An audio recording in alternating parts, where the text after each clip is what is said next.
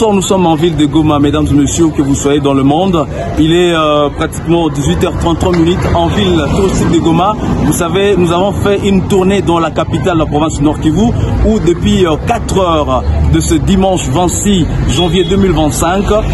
au niveau du territoire de Nyiragongo, la société civile a rapporté que le borne 12 et 13 ont été franchis par l'armée rwandaise. Une heure après, donc c'était aux alentours de 7 heures, que le Wazalendo, le VDP, ont pu contenir l'avancée de forces, bien sûr, du Rwanda, qui tentaient de franchir la frontière congolo-rwandaise jusqu'à vouloir déborder vers la ville de Goma.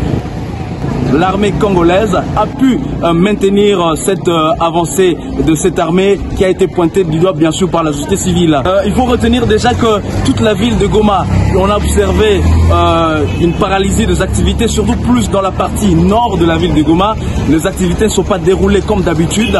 Justement, c'est parce qu'il y a eu un mouvement massif de la population, et dont la majorité sont bien sûr des déplacés de guerre qui étaient cantonnés à Kanyaruchinya et ailleurs dans le territoire de Nyiragongo, qui se dirigeaient vers la ville de Goma au nord, notamment vers le quartier Majengo et ailleurs. Certains prenaient même la direction du centre-ville. Et aujourd'hui, à Goma, le vice-gouverneur, le général Romi Ekuka, a bien sûr appelé, sur ordre du président de la République démocratique du Congo, le VDP ainsi que tous les éléments de la police nationale congolaise d'être aux aguets, car tout le monde devrait être en alerte pour défendre la ville de Goma. Mais nous, l'armée congolaise, selon bien sûr les autorités de la ville, ont déployé les éléments sur tout le front, nord et au niveau de l'ouest vers Kasengezi, pour essayer un peu de contenir bien sûr l'avancée de la rébellion du 23. Le président de la République où se trouve a ordonné à ce que le vice-gouverneur puisse bien sûr donner